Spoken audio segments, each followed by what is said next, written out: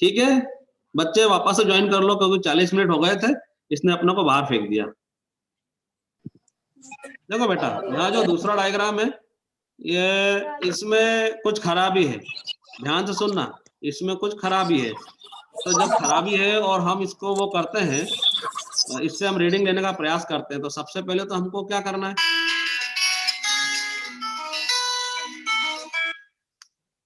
हाँ लिंक भेज दी बेटा मैंने फिर से। नहीं बेटा, मैंने इसके अभी फिर क्लास के बाद बात करो आप, है ना, ठीक। देखो, तो अब इसमें क्या हुआ है, इसमें जब हमने वस्तु को लगाया ही नहीं है, केवल दोनों सिरों को जोड़ा है, तभी हम देखते हैं कि इसका जो जीरो है, इसका जीरो क्या हुआ है, आधार रेखा के नीचे दिख रहा है। दिख रहा सब लोगों को, या नीचे रह गया है? Yes sir. Yes sir. और इस आधार रेखा, ये वाली जो आधार रेखा है, इसके सामने की जो यदि हम पढ़ें तो ये 5 है, ये 6 और ये 7 है, तो 7वां भाग मिल रहा है ना। तो 7वां भाग मिल रहा है, तो रीडिंग कितनी हो गई सर्कुलर स्केल की, 0.01 का गुणा कर देना, तो आ गया 0 प्लस 0.07 mm। समझ में आ गया सबको? Yes sir. जैसा वर्नियर था वैसे ही इसमें क्या होता है, नीचे रह जाता है। और सबसे काम की बात, ये जहां पर मेरा कर्सर घूम रहा है लाल कलर में, ये एक मुख्य पैमाने की जीरो, ये तो जीरो है, और उसके नीचे यहाँ देखो एक लाइन दिख रही, थोड़ी सी दिख रही बाहर। Yes sir. ये जो लाइन है, ये दिखते रहना चाहिए, तो अब धनात्मक माना जाएगा, है ना। भले ही थोड़ी सी दिखे, वो दिख रही है और ये नीचे है, तो धनात्मक चुनना। अब हमको पता चल गया कि हमारे पास जो स्क्रू गेज है, इसमें समस्या है, इसमें समस्या है, ठीक है ना।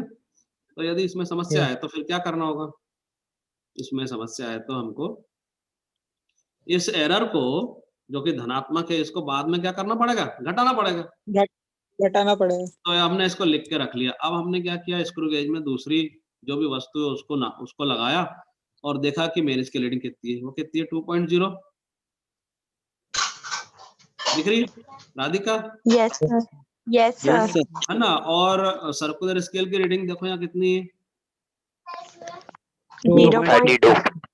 32 में 0.01 mm का गुणा किया तो आया 0.032 mm, और ये 2 mm, दोनों को जोड़ा 2.32 mm आया। और इतना हमारा धनात्मक शून्यांक त्रुटि था, इसको घटाएंगे तो वापस से घटाने पर 2.25 mm आ जाएगा, जो कि इसका असली रीडिंग आना चाहिए थी, है ना। देखो, जिसमें त्रुटि नहीं है उसकी रीडिंग यही है, 2.25। Yes sir. अब इसमें त्रुटि है, तो जोड़ घटा करने के बाद में ये रीडिंग आना चाहिए थी जो ऊपर आई थी, है ना।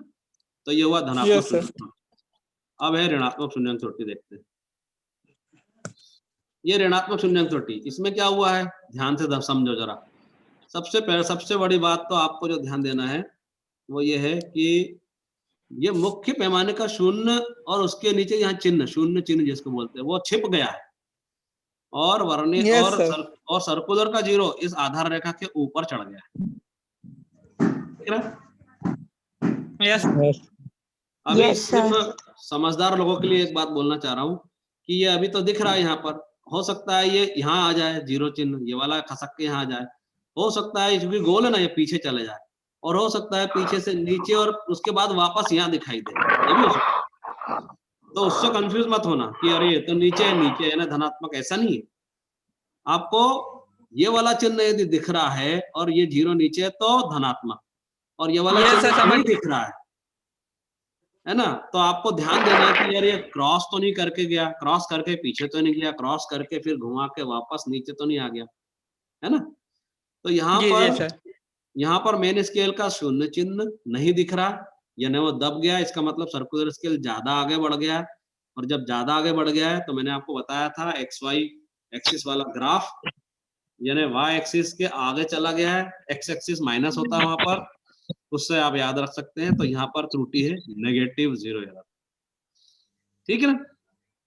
अब ये कैसे आया, देखो यहाँ पर 0 लिखा है, इधर 5 लिखा है ना। अब इसमें ये जो एग्जांपल है, ये 45, ये 50 वाला है, इस पे सर्कुलर डिवीजन कितने 50 है, और हमारी लैब में कितने होते हैं, 100 होते हैं, ये याद रखना। हमारी लैब Yes, में हमारे sir. पास जो है 100 वाला है। अब ये तो Yes. एग्जाम्पल के तौर पे मैंने लिया हुआ है, ठीक है। तो Yes, यदि sir. ये 45 है तो ये 46 हो जाएगा, ये 47 हो जाएगा, ये 48 हो जाएगा। कितना हो जाएगा? ये 48। तो यदि मेरे को इसको निकालना हो कि यार एक्चुअली लेना कितना है, तो फॉर्मूला इसके लिए आप लोग नोट कर ले, या इसमें टोटल थे 50 डिवीजन, 50 में से 48 को घटाया, उसमें गुणा किया 0.01 mm का, बराबर तो आया 0.02 mm। ये समझ में आ गया सबको? Yes, sir. Yes, sir.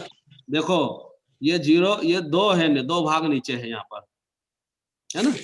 तो यदि समझदारी से समझ सकें और आपको बिल्कुल क्लियर समझ में आ रहा है, तो आप सीधे 2 गुणे 0 पॉइंट कर सकते हो, करने को कर सकते हो यदि समझ में आता हो तो।